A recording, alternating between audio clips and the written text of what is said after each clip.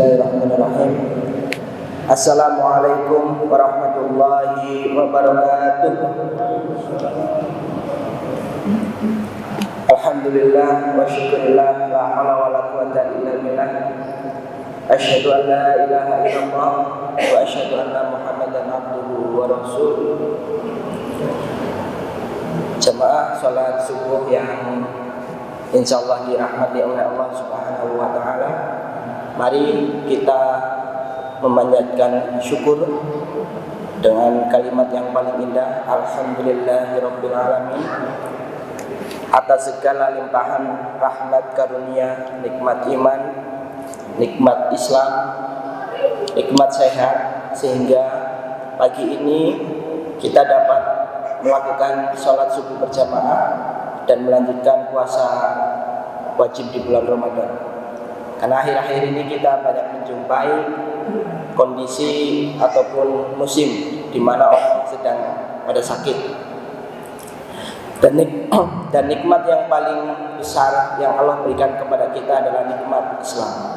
Banyak saudara-saudara kita di luar sana yang sangat kaya, yang sangat beruntung, tetapi mereka tidak beragama Islam. Dan di bulan Ramadan ini mari kita tentu terus meningkatkan amal ibadah kita, karena dengan amal ibadah kita yang akan mengetuk, yang akan menurunkan rahmat Allah sehingga kita dimasukkan ke dalam surga. Salawat dan salam semoga tetap tercurah kepada Nabi Agung Muhammad sallallahu alaihi wasallam, kepada para sahabat, kepada keluarga, kepada tabi'in. Semoga kita termasuk umatnya yang setia hingga akhir zaman. Allahumma amin. Begitu memikirkannya Nabi Muhammad sallallahu alaihi wasallam kepada kita hingga pada akhir hayatnya, ketika beliau sebelum dicabut nyawanya oleh malaikat Israel, beliau selalu menyampaikan ummati, umatku. Beliau sangat sayang kepada kita, beliau sangat memikirkan kita, sehingga mari kita setiap hari tidak berhenti untuk selalu bersolawat kepada Nabi Muhammad sallallahu alaihi wasallam. Bapak Ibu, para kiai dan juga adik-adik jemaah salat subuh, mohon izin kami menyampaikan tausiah yang berjudul membangun kekuatan umat melalui gerakan zakat. Napa? Membangun kekuatan umat melalui gerakan zakat. Nah, apa umat ini perlu dibangun lagi? Begitu nggih. Apa umat ini perlu dibangun lagi kok? Seperti halnya sudah hancur begitu. Kami berangkat dari hadis riwayat Abu Daud. Nabi pernah bersabda dulu, waktu Nabi masih hidup, Nabi bersabda hampir tiba. Nah ini berangkat dari sebuah hadis bahwasanya Nabi dulu waktu masih hidup bersabda hampir tiba. Sudah memprediksi enggal tekak, nggih. Hampir tiba masanya kalian itu seperti direbutkan, seperti sekumpulan pemangsa yang memperebutkan makanannya. Jadi kita seperti makanan yang diperebutkan oleh pemangsa. Maka seseorang bertanya kepada Nabi, apakah karena jumlah kita sedikit, wahai Nabi? Apa karena jumlah kita sedikit? Kemudian Nabi menjawab, bahkan kalian itu sangat banyak. Nah, Nabi menjawab, kalian itu umat Islam sangat banyak, tetapi kalian itu seperti buih. Nah, ini seperti apa? Buih itu umpruk, seperti buih. Dan Allah telah mencabut rasa gentar dari dada musuh kalian, rasa takut untuk menghadapi umat Islam. Walaupun umat Islam banyak, tetapi musuh itu memperebutkan seperti makanan, dan juga sudah mencabut rasa gentar, rasa takut kepada kita. Kemudian karena apa? Karena Allah telah menanamkan, ini sesuatu hadis yang sangat populer. Allah telah menanamkan di dalam jiwa ataupun di dalam hati umat Islam adalah penyakit al-wahan. Nah, karena penyakit al-wahan, musuh tidak takut walaupun jumlahnya banyak dan dikerubungi seperti makanan yang sedang diperebutkan. Karena penyakit al-wahan. Ma huwa wahan wahai Rasul? Apa itu penyakit wahan wahai Nabi? Yaitu cinta dunia dan takut mati. Umat Islam sudah diselimuti penyakit cinta dunia dan takut mati. Jadi terlalu mencintai dunia tetapi takut akan kematian. Kematian merupakan peristiwa yang besar. Kematian merupakan masalah yang besar. Tetapi akan lebih besar lagi masalahnya ketika kita lupa akan kematian. Itu yang disampaikan Ahmad Dahlan, pendiri Muhammadiyah. Jadi bagaimana kita mempersiapkan kematian kita? Bagaimana kita mempersiapkan sebelum nyawa kita melayang, yaitu dengan amal ibadah yang bagus, amal ibadah yang terus menerus, sehingga jangan pernah cinta dunia dan takut akan kematian. Kemudian di mana masalah ini menjadi serius ketika orang Islam terlalu mencintai dunia, tidak mau membayar zakat, tidak mau membayar infak, tidak mau membayar sedekah. Zakat itu adalah dua dimensi. Pertama, dimensi hablum minallah, hubungan kita terhadap Allah. Khudh min amwalihim shadaqatan tutahhiruhum wa tuzakkihim biha. Ambillah zakat dari segolongan kamu untuk membersihkan dan mensucikan. Ini dimensi hablum minallah, bahwasanya kita diwajibkan untuk berzakat. Tetapi zakat juga mempunyai dimensi lain, yaitu hablum minan nas. Dengan zakat kita, dengan infak kita, kita sudah menolong orang. Zakat yang kita tunaikan walaupun sedikit, tetapi terkumpul banyak, karena semuanya dikumpul di lembaga zakat, itu akan membentuk kekuatan yang besar untuk menolong umat. Dana yang terkumpul akan memberdayakan, dan dana yang terkumpul akan membantu sesama yang membutuhkan. Sehingga di dalam surat Ali Imran ayat 110, kuntum khaira ummah ukhrijat linnas ta'muruna bil ma'ruf wa tanhauna 'anil munkar. Kunto Wijaya menyampaikan bahwasanya sosial profetik itu program-program di dalam kuntum khaira ummah, untuk umat yang terbaik yang menyeru kepada kebaikan dan mencegah kemungkaran, itu tidaklah cukup dengan mimbar saja, tidaklah cukup dari gerakan dakwah saja secara lisan, tetapi butuh aksi. Sehingga Kunto Wijaya menyampaikan pemikiran sosial profetik di dalam Al-Quran Ali Imran 110, bahwasanya program-program yang diluncurkan oleh umat Islam hendaknya mengacu kepada 3 program yang bersifat humanisasi. Apa itu humanisasi? Humanisasi itu memanusiakan manusia. Nah, ini kita sangat sudah nyah-nyah ketika banyak korban bencana alam di Turki, kemarin di Cianjur, di Palu dan sebagainya. Kita tidak tahu korbannya siapa, berapa korbannya, laki-laki, perempuan dan sebagainya, kita tidak kenal. Tetapi karena kita cinta humanisasi, cinta kepada manusia, kita berinfak, kita bersedekah, mengirimkan harta benda kita untuk saudara-saudara kita yang membutuhkan, ataupun tetangga kita yang merasa kelaparan ataupun merasa dibantu. Humanisasi kita, bagaimana kita memanusiakan manusia. Dan dari dana zakat, infak, sedekah pun akan melahirkan sesuatu yang humanisasi, memanusiakan manusia. Kemudian yang kedua, maka program itu harus berlandaskan liberasi atau pembebasan. Maka di Muhammadiyah adalah gerakan dakwah. Muhammadiyah adalah gerakan dakwah.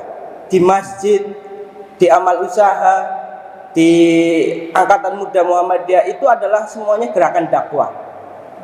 Maka program tidak bisa lepas dari program liberasi atau pembebasan.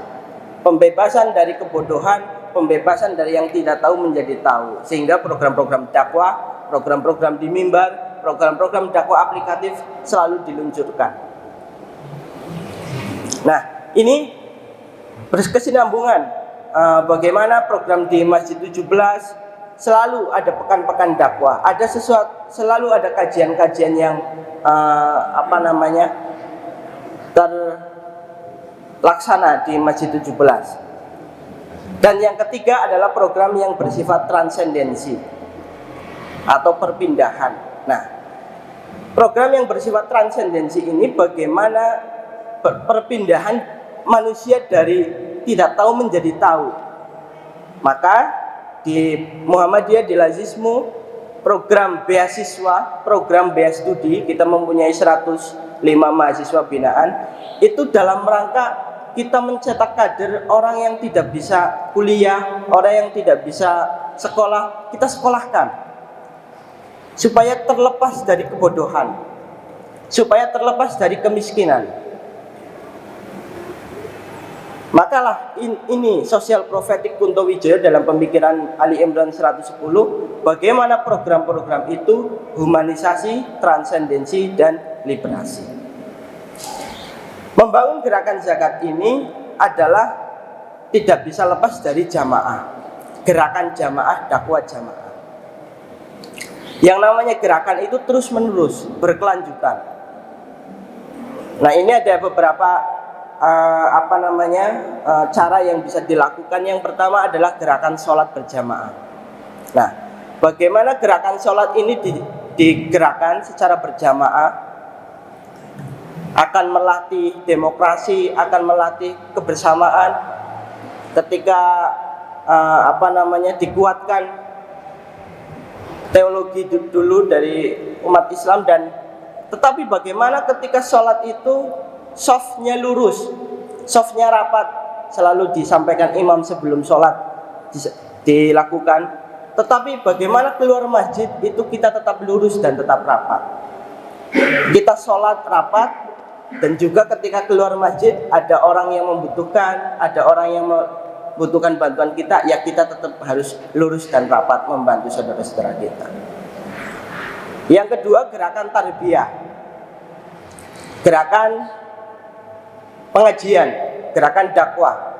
Ini juga tadi yang disinggung bahwasanya untuk membentuk gerakan jamaah, dakwah jamaah, yang kedua adalah gerakan tarbiyah, gerakan pengajian. Maka Masjid 17 tidak akan sepi dari pengajian insya Allah, karena selalu bersinergi dengan pimpinan daerah. Kemudian yang ketiga, gerakan zakat infak sedekah di lembaga zakat. Kenapa harus di lembaga zakat? Gitu. Karena ketika zakat yang ditunaikan secara langsung itu adalah sedekah biasa, tidak bisa dikatakan zakat. Ayatnya tadi sudah jelas, khudh min amwalihim, ambillah. Jadi zakat itu wajib diambil.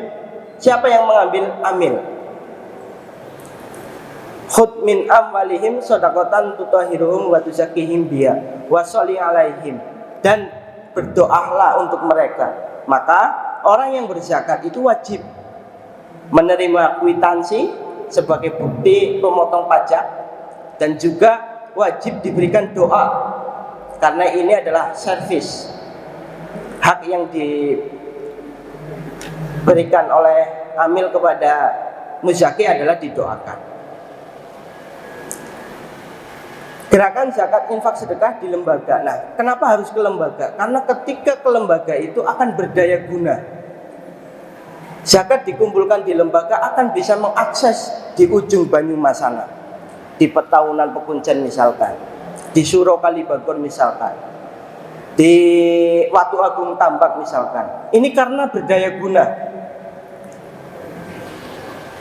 Karena manajemennya menyeluruh, sehingga kita bisa mengakses orang-orang yang membutuhkan, walaupun itu di tempat yang sulit terjangkau. Nah, ini penting. Sudah digerakkan sholatnya 5 waktu, kemudian dikuatkan dari ilmu-ilmu agama melalui gerakan tarbiyah, dan juga dilatih filantropinya, dilatih kedermawaannya dengan zakat, infak, sedekah. Banyak momen-momen ataupun waktu-waktu yang dianjurkan untuk berinfak, untuk bersedekah. Salah satunya di subuh ini. Tak kalah datang subuh, pasti ada malaikat yang turun dan akan berdoa. Ketika orang itu berinfak, maka ditambah rezekinya. Tapi ketika orang itu kufur, akan dicabut rezekinya ataupun dihancurkan rezekinya. Sehingga banyak momen-momen waktu-waktu untuk bersedekah. Kemudian yang keempat adalah gerakan ekonomi, gerakan pemberdayaan. Nah, ini kita terus bersama Masjid 17 bagaimana menciptakan pemberdayaan melalui jamaah, melalui ibu-ibu, melalui fasilitas-fasilitas yang ada ke depan. Semoga akan muncul usaha-usaha binaan di Masjid 17 ini. Kita doakan dan mohon dukungan. Dan yang terakhir adalah gerakan tarbiyah, gerakan berorganisasi, sehingga gerakan kita rapi dan juga menyeluruh. Bapak Ibu yang dirahmati Allah, beberapa hal yang tadi untuk membangun kekuatan umat melalui gerakan zakat. Ada 5 gerakan sebenarnya, tetapi bagaimana kita tekankan zakat ini, infak ataupun sedekah yang selalu kami ingatkan untuk bisa menjadi kebiasaan dan untuk bisa menjadi indikator membangun peradaban ataupun membangun lingkungan Masjid 17 menjadi lingkungan yang berdaya dan lingkungan yang mandiri.